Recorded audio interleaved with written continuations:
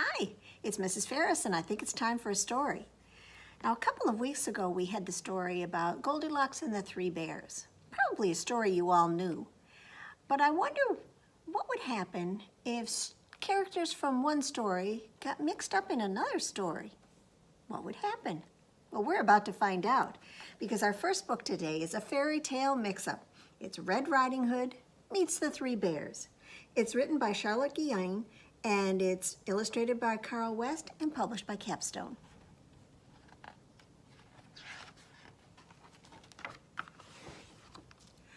One sunny morning, Little Red Riding Hood packed up a basket of cupcakes and left to visit her grandma. "Stay on the path and don't go off into the woods," her mom warned. "The big bad wolf lives there." "I will," said Little Red Riding Hood. But the path was overgrown, and soon Little Red Riding Hood was lost. She didn't notice Goldilocks walking in the other direction.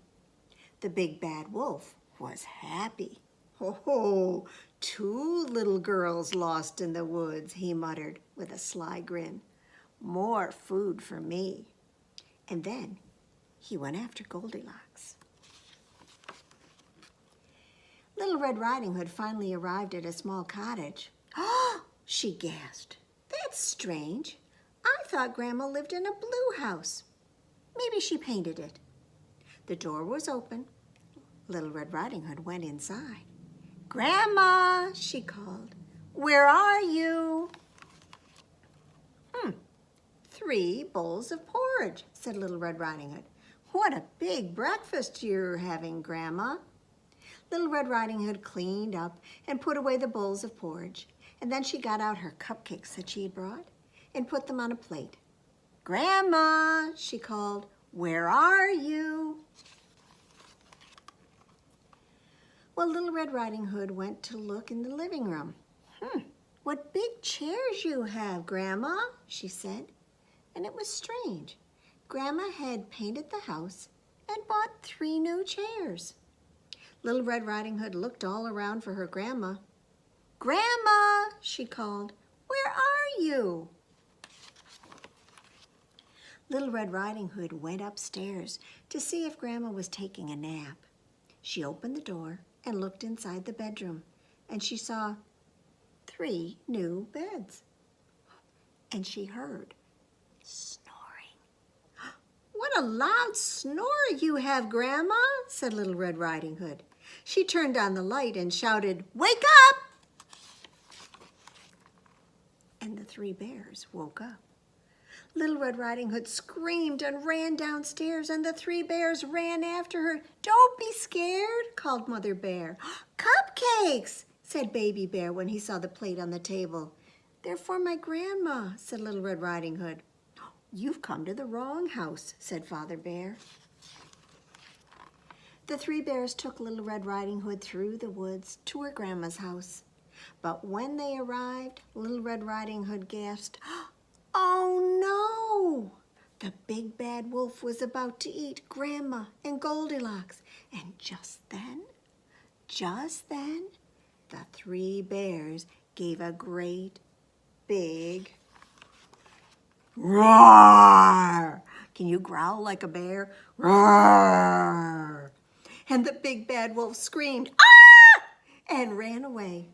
"Well," said Grandma, "that was a strange day." "Well, at least we still have the cupcakes," said Little Red Riding Hood. "Then let's finish the day with a tea party," said Grandma. And that's just what they did. I like that ending. And I like that maybe Goldilocks and Little Red Riding Hood might grow up to be friends. Well, shall we do a finger play? We always liked the one about jumping on the bed, and there were 3 new beds in that story. So do you think you could get your monkeys ready and your bed? There were 5 little monkeys who were jumping on the bed. When one fell off, oh, he bumped his head. So his mama called the doctor, and the doctor said, "No more monkeys jumping on the bed." So hide one away. 4 little monkeys were jumping on the bed. One fell off and bumped his head. So Mama called the doctor and the doctor said, no more monkeys jumping on the bed. So 3 little monkeys were jumping on the bed. One fell off and bumped his head. So Mama called the doctor and the doctor said, no more monkeys jumping on the bed. So now 2 little monkeys were jumping on the bed. One fell off and bumped his head. So Mama called the doctor and the doctor said, no more monkeys jumping on the bed. So that leaves 1 little monkey who was jumping on the bed. When she fell off, oh, she bumped her head. But Mama called the doctor, and the doctor said, no more monkeys jumping on the bed. So no more monkeys, but we do have another story. And in this one, we've got Goldilocks again. This is what happens many, many years after the first story. This is called Goldilocks Returns. It's by Lisa Campbell Ernst. She wrote the story, she does the illustrations, and it's published by Simon & Schuster. Do you see what she does? She's got a tool belt on and all kinds of bags of stuff. We'll have to see.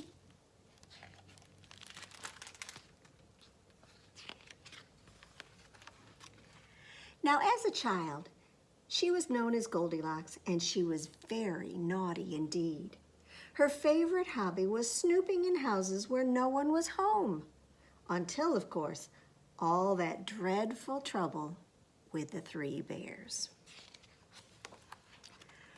Well, then Goldilocks grew up, and the older she got, the worse she felt about her horrid behavior.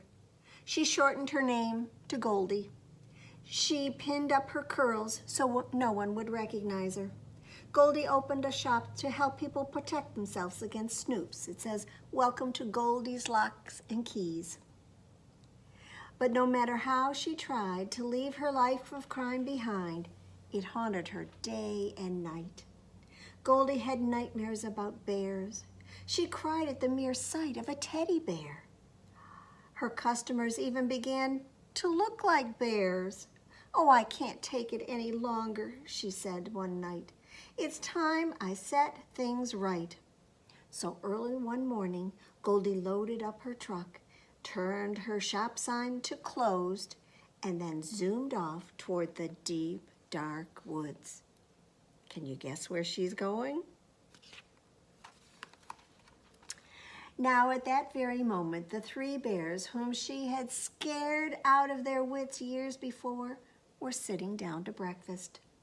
They were Papa Bear and Mama Bear and their son who, well, though not a baby for some 50 years, was still going by the name Baby Bear. Due to the fright brought on by Goldilocks, he still had a wee tiny voice. Their breakfast, as usual, was porridge, and as it had been every day since any of them could remember, it was much too hot to eat. Grab your hats, said Papa Bear, and the 3 unsuspecting bears left for their daily walk. They should have locked the door, don't you think? You would have thought they'd learned their lesson. But no sooner had the bears left than Goldie screeched to a stop in front of their cozy cottage. It hasn't changed a bit, she guessed. Strapping her tool belt on, Goldie walked to the door and knocked. A smile crept across her face as she realized that the bears again were not at home. Goldie walked right in. I'll fix that, she said, chuckling. And with a drill in one hand and a screwdriver in the other, Goldie swung into action. And moments later, the bear's door was laden with the finest in locking hardware. There was a padlock, a double bolt, and a secret anti-snoop lock that she used in only the most serious cases. Won't they be delighted, she crooned. Well, next Goldie headed for the kitchen, and there sat 3 bowls of porridge. Oh, she said, it's that same goop as before. Goldie emptied the bowls into the sink. They won't have to eat this nasty tasting stuff anymore. And she set out her special fat-free rutabaga breakfast bars and cans of tart and tasty celery juice. Goldie stocked the cabinets with enough breakfast bars and celery juice to last for months. And while she was at it, she threw away any food she thought was unhealthy or that she didn't like herself. Now, she said, to spruce this place up a little. She pulled out 3 bolts of pom-pom fringe and her staple gun, and the results were stunning. Look at that on chairs. Feeling better already, Goldie burst into the living room. "Egad!" she cried when she saw what Baby Bear had made from the pieces of his broken chair.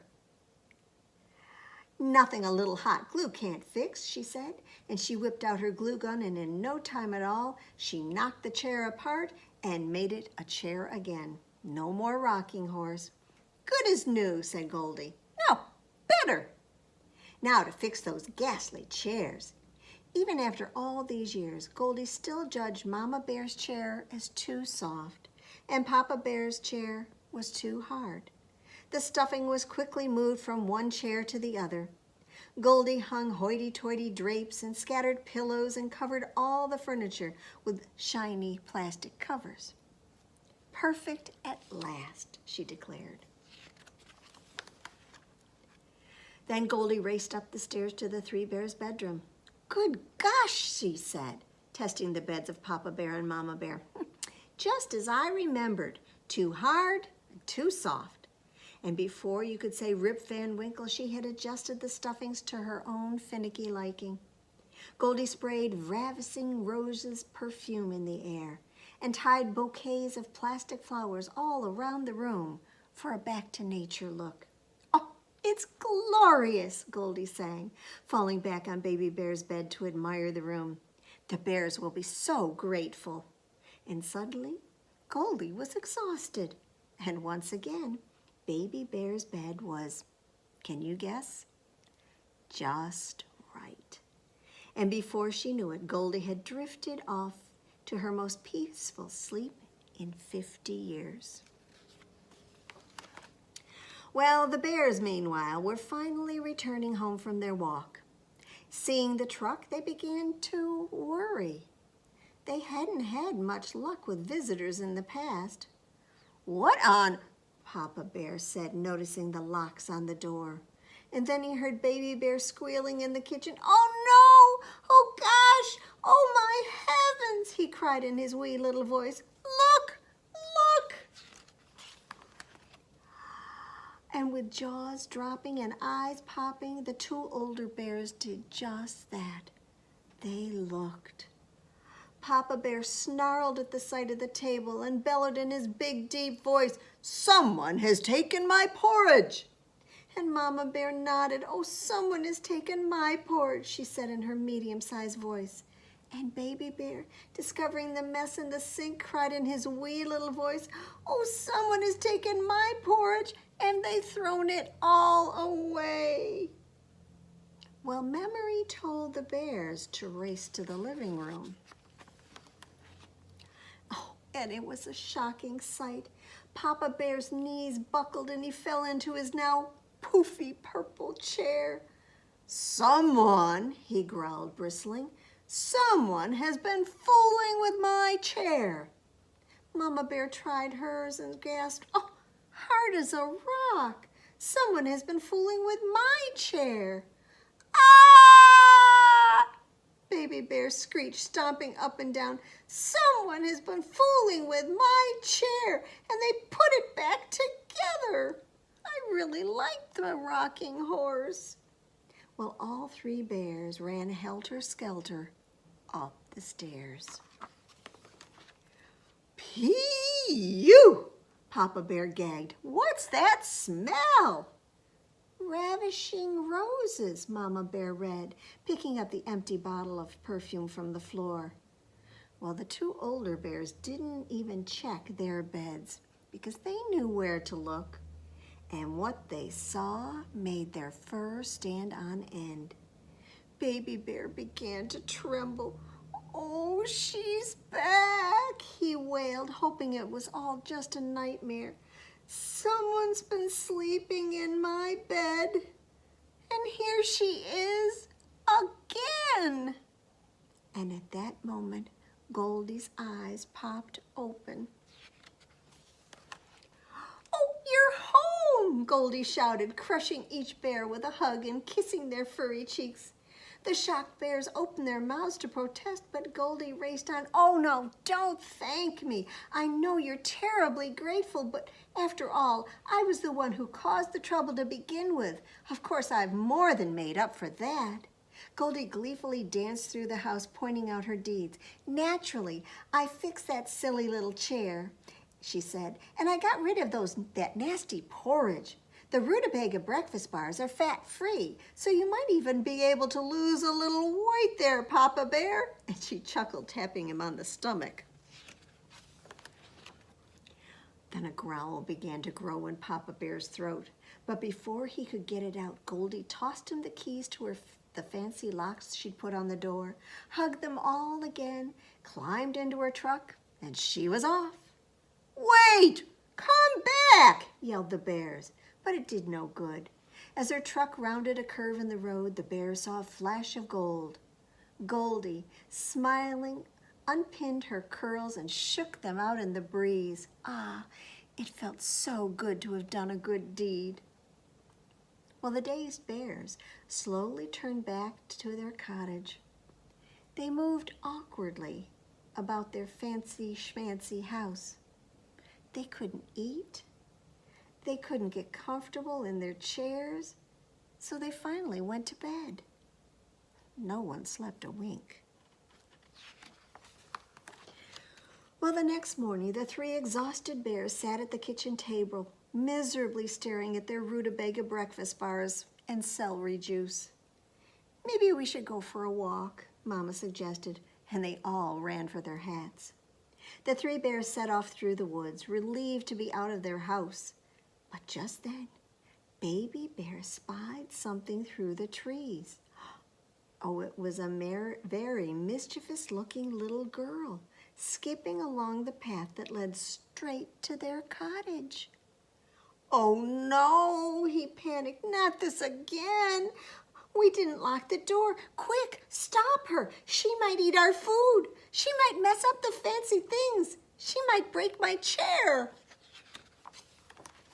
And the bears began to run after the little girl, but then they suddenly stopped. "Eat the food," said Mama Bear. "Mess up the fancy things?" asked Papa Bear. "Break my chair?" repeated Baby Bear. And very slowly, they all smiled. And then, turning around, the bears happily continued on their walk. What do you think happened back home? Well, those are our stories, and this is our last time for a story for a little bit.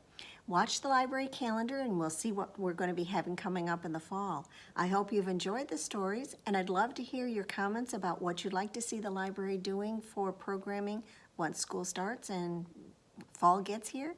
So thank you very much, and we'll see you around. Bye-bye.